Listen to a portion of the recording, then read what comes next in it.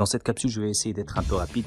Pourquoi? Parce que c'est un rafraîchissement de mémoire, c'est pas un cours. Et puis d'ailleurs, cette capsule s'adresse principalement aux enquêteurs et à ceux qui voudraient collecter de l'information pour la première fois.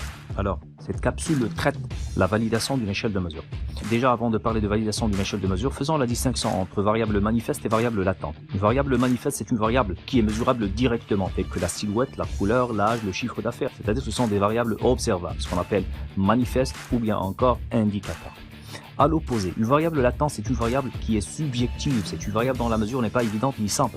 À titre d'exemple, si on parle de satisfaction, d'engagement, performance, ambition ou autres variables qui ne sont pas mesurables directement, certainement on va se servir des indicateurs pour pouvoir les mesurer. Et elles sont dites des variables subjectives. Essayez de mesurer une de ces variables subjectives à travers une simple question basique. C'est comme si vous essayez de mesurer l'intelligence et vous demandez aux gens s'ils sont intelligents. Alors, c'est pas évident et on ne pourrait pas mesurer l'intelligence à travers une question simple. Alors, la question qui se poserait, comment mesurer une variable latente? C'est l'objectif de cette capsule. Faisons encore la différence entre une mesure formative et une autre mesure réflexive. L'approche de mesure réflexive vise tout simplement à maximiser le chevauchement entre les indicateurs interchangeables. D'une autre manière, si vous essayez de mesurer le poids et vous vous êtes servi de cette balance, vous trouvez que les 6 premières balances donnent exactement la même chose ou presque exactement la même chose, à l'opposé de la dernière, la 7e, et donnent des résultats qui sont différents des 6 premières mesures. Qu'est-ce que vous allez faire? Vous allez la retirer. Pourquoi? Parce qu'elle donne des résultats qui ne correspondent pas avec les autres résultats des 6 premières balances. C'est le principe de la validation d'une échelle de mesure. Et on parle seulement des variables latentes et avec les mesures réflectives. Certes, Churchill a été critiqué par plusieurs auteurs, tels que Rostier, Cayen et autres, mais à mon sens, je pense que jusqu'à présent, il n'y a pas d'autre alternative plus bonne. L'approche de mesure formative, elle minimise le chevauchement entre les indicateurs, qui théoriquement sont complémentaires. À titre d'exemple, la qualité d'un PC dépend de quoi? Elle dépend de plusieurs indicateurs tels que la RAM, la ROM, la carte graphique, carte son et autres. Et remarquez, la suppression ou l'omission d'un d'eux pourrait nous induire en erreur, c'est-à-dire pourrait nous éloigner de la vraie valeur de la qualité du PC. Alors, dans ce qui viendrait, on va nommer variable latente un construit. Elle pourrait encore reprendre le nom de facette, d'angle de vue, axe et autres. Et par définition, une composante, c'est un ensemble de variables qui mesurent la même chose. C'est un ensemble de variables dites manifestes qui théoriquement mesurent la même chose. Alors, l'analyse factorielle va nous servir pour valider nos échelles de mesure. Et je parle de validité exploratoire. Alors, le principe de l'analyse factorielle exploratoire, c'est tout simplement éliminer les items qui nuisent à la validité des traits, c'est-à-dire la question à traiter ici, c'est quel item retenir et au contraire, quel item à supprimer. Pour l'analyse factorielle exploratoire, il y a des conditions, il y a des exigences, il y a des coefficients à respecter, donc on va essayer de les énumérer rapidement ensemble. La première des choses, il y a des conditions d'adoption et d'application de l'analyse factorielle, parmi lesquelles c'est la taille de l'échantillon et l'adéquation des données. La taille de l'échantillon, ce qui est commun pour la majorité, pour la quasi-totalité des auteurs, il faut avoir un nombre supérieur à 50 observations, il faut avoir un minimum de 5 observations par item. L'adéquation des données, c'est répondre à la question est-ce que les données sont factorisables? Est-ce que les réponses sont cohérentes? À titre d'exemple, pour l'exemple tout à l'heure des 7 balances, si on trouvait 7 mesures différentes et absolument différentes, donc je me dirais aucune des balances ne mesure la même chose que l'autre. D'une autre manière, je me suis servi des indicateurs qui ne mesurent pas ma variable latente, parce qu'à la base, les 7 devraient donner la même chose. Et remarquez, en parlant encore une fois d'une variable latente, mais parle de mesures réflectives. Alors pour l'adéquation des données, il y a plusieurs indicateurs, parmi lesquels le MSA, le KMO, sphéricité de Bartlett, en tout cas il y a plusieurs. Il est préférable à ce que le KMO dépasse le 0.7. Lorsqu'il est compris entre 0.3 et 0.7, certainement les données sont factorisables. Ce sont des solutions factorielles, mais en tout cas elles sont tout juste acceptables.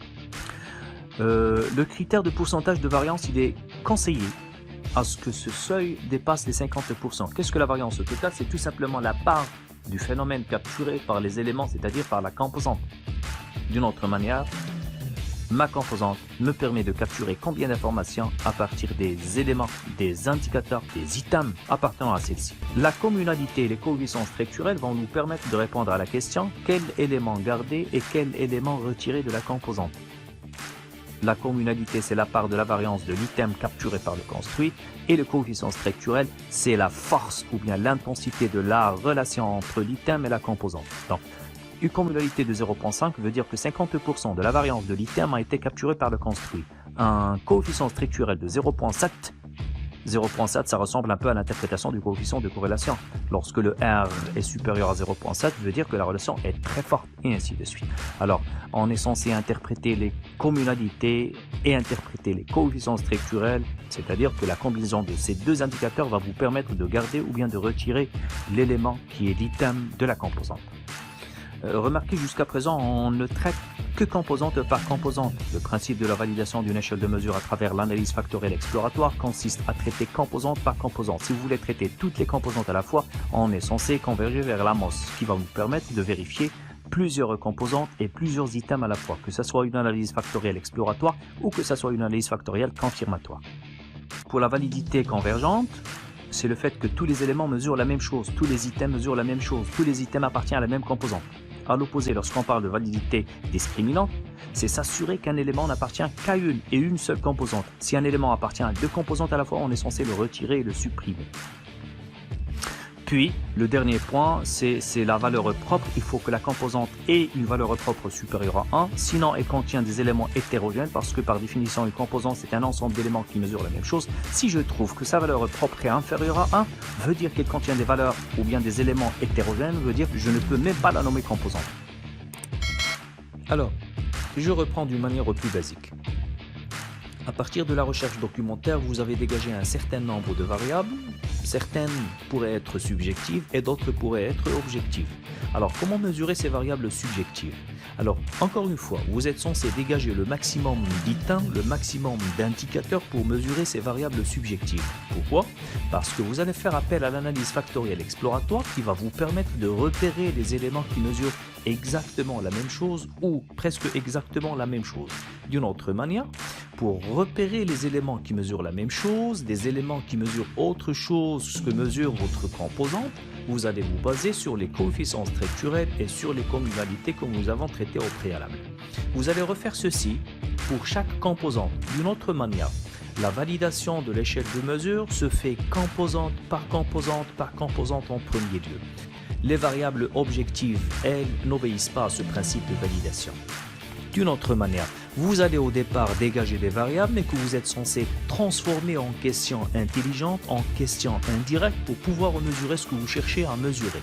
Et à travers des indicateurs, à travers des questions qui théoriquement mesurent exactement la même chose. Je reprends encore une fois, on parle de variables subjectives réflectives, c'est-à-dire l'attente réflective. Ce processus, vous allez le refaire pour chaque composante réflective pour que vers la fin, vous obteniez votre questionnaire. Sans oublier qu'il faut faire encore appel à la validité discriminante, c'est-à-dire repérer les éléments qui sont fortement corrélés et associés à deux composantes à la fois, et sans oublier le dernier point qui est la fiabilité.